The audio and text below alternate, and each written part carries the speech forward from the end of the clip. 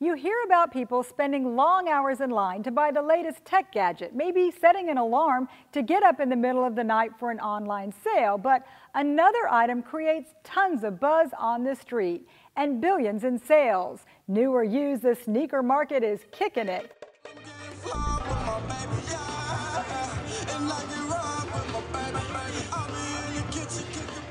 It's actually a big community. The thing is, it doesn't get exposed as much because it's not Miami, Tampa, Orlando. But there are sneakerheads here. There are people that collect shoes. There are people that want to be a part of this. There are people that from Naples that go to Miami that I see in Tampa, we see in Orlando. And, you know, it's good to bring it here so they can come here. They can, you know what I mean, come together as a community. So it's been really good to bring everybody together. Like I said, some people collect sports memorabilia. Some people collect cars, you know. Whatever it is, it's their thing. They have their own niche in the community. Shoes are my niche. Well, everybody thinks that females don't know about sneakers. Everybody's just like, oh, boys can only do it, when that's not really true. There's girls that actually do love it. Man, you already know, man. We came over here getting rid of some, trying to get some new ones now. It's definitely different than what I grew up with. However, I can say that, you know, it truly makes being in touch with the music. Really, we have a lot of great conversations about life in general. When everyone was buying shoes and selling it, it was $90 on the shelf, $100 on the shelf, and you could walk in a Foot Locker, you could buy it and put it on. Now that the hype is so high, you can't just walk into a Foot Locker and get the shoes that you want to get. You have to wait in line. You have to make the connections in order to get the shoes that you want. Kenfaye Marodi from the News Press shot that video. I believe you did that at Soul Fest a few years back when it swung through Collier County? Correct. Can you kind of describe what the sneaker culture is all about? Well, the sneaker culture is fun, it's exuberant, it's colorful to say the least. And it's big. It's big, and it could be a little bit competitive, you know, because everybody wants to get that limited edition sneaker. But I think the bigger takeaway from the sneaker culture is that the shoes reflect the way people feel about themselves, the way they feel about, you know, their city, the way they feel about their favorite basketball player. And so, like, for a lot of us, the shoes are a chance to express something about our personality that maybe we don't do in any other way. I was looking up some statistics and it said like a $22 billion industry. So that shows it's not just kids, it's adults, it's women, guys like you, professionals. Who really is involved that you can get those kind of monster numbers? Well, a sneakerhead can be anybody who has money and enjoys sneakers, but you're right. The sneakerhead community is made up of teenagers and doctors, lawyers, journalists like myself, you know, stay-at-home moms, stay-at-home dads. Everybody that really enjoys, I think, sneakers, they make up the sneakerhead community and the sneaker culture. But in terms of numbers, it is a numbers-driven business right now as well.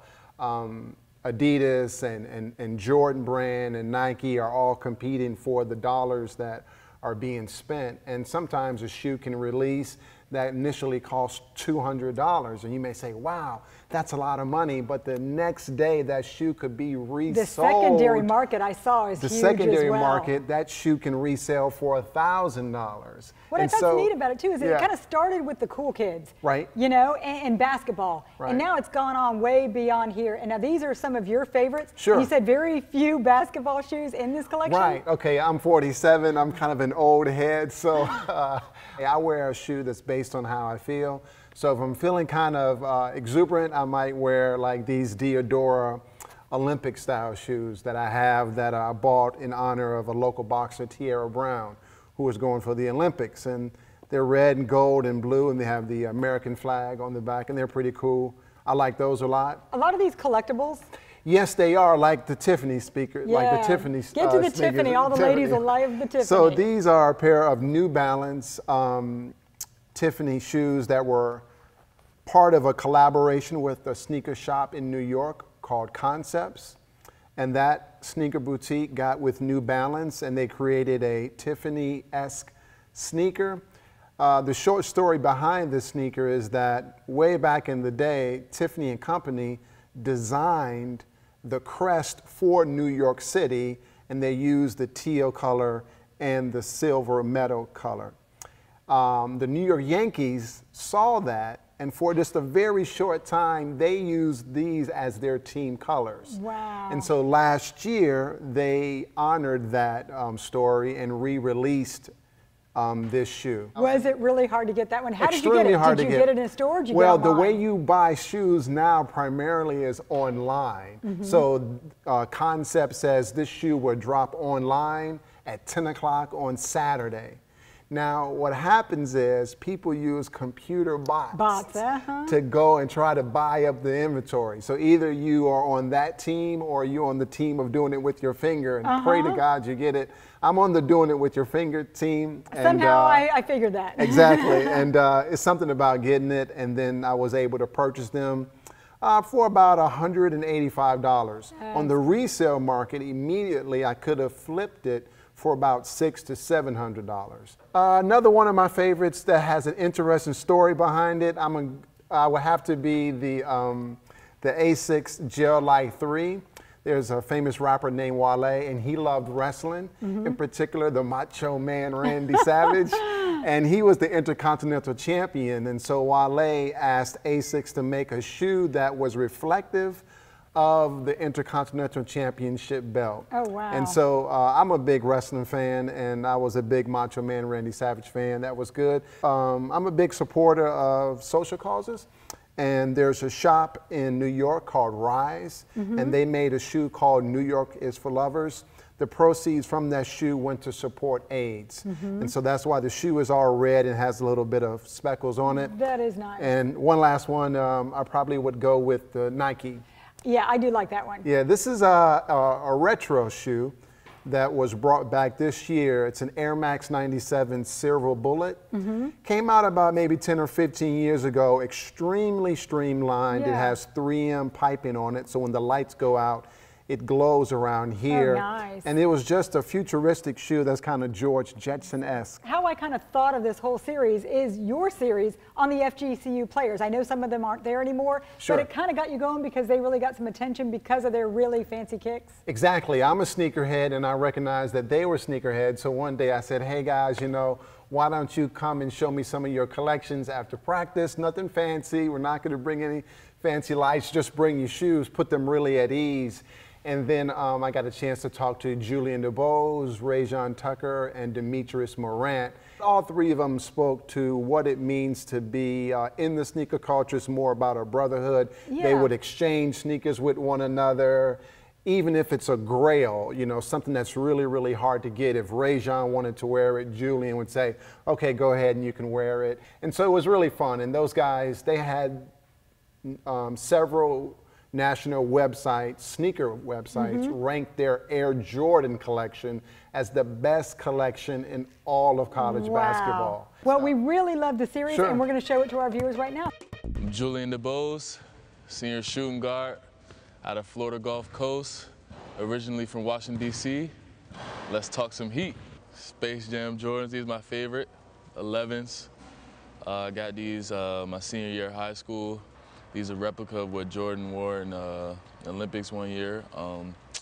I just like the 7s, you know, period. They're comfortable to hoop in, like the colorway, represent my country. Matter of fact, I got a chance to represent my country this summer in the university games. All my DC natives stand up. We got the penny foam posits right here. These the pewters. I got these my senior season of high school. And it's just a great shoe. You know, you from DC, you know you rock these every day. Got about 4 or 5 pair. I'm lucky to have these. I like the ice bottoms, you know, the infrared right there. These just also a classic sneak. I love the cement. I love the little accents of red. It's just a, you know, real classic shoe for me. You know, I have like 3 or 4 pair of 3s, and it's probably my favorite Jordan. Apparently, Meech thinks I'm gonna give these away to him when I graduate. Apparently, he thinks that's a ritual, but unfortunately, that's not gonna happen. But he'll have a few more months to stare at them. It's not many teams out there, other than teams sponsored by Jordan. You know, they get their shoes handed to them. Instead, we go out. You know, this is a real life thing, man. We live our life based on this. I'm Rajon Tucker. guard for Florida Gulf Coast University, 6'5", from Charlotte, North Carolina. These are my kicks. These are the first pair of shoes that I played in when I first got here, the Bull over Broadways. When I first got them, they were like love to me. I was like, I'm never gonna play in them. And then I started wearing them. I was like, man, I gotta try. They too comfortable for me not to try them. So these are the loves right here. These are the first ones that I ever played in here. Something fresh. Just pull these out. I hoop in these every now and then. Actually copped these from my boy Julian. He let me borrow these for a little bit. So every now you gotta stunt in some retros, something different, something classy, just a little flaunt, show off, you know, just a little extra something for the ladies, you know, everything. Actually, me and Julian had went to the Nike store to look for some shoes that day because it was a red out. So we're going to look for some red shoes at the Nike store or whatever. And I'm looking around and he runs up to me like, yo, Ray, yo, they got the 20s over here. I'm like, nah, son, you lying. So we walk over there, I'm like, yo, got to cop these. Like, I have to. Like, it's no way that I'm not leaving out this store without getting these.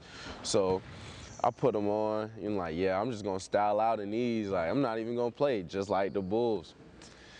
So we go up to New Jersey and my 11s, my Georgetowns, ripped during practice. I'm like, man, I don't got no other shoes but my 20s. Like, oh, I don't want to play in them. So I'm contemplating calling people up there because I got family in Jersey.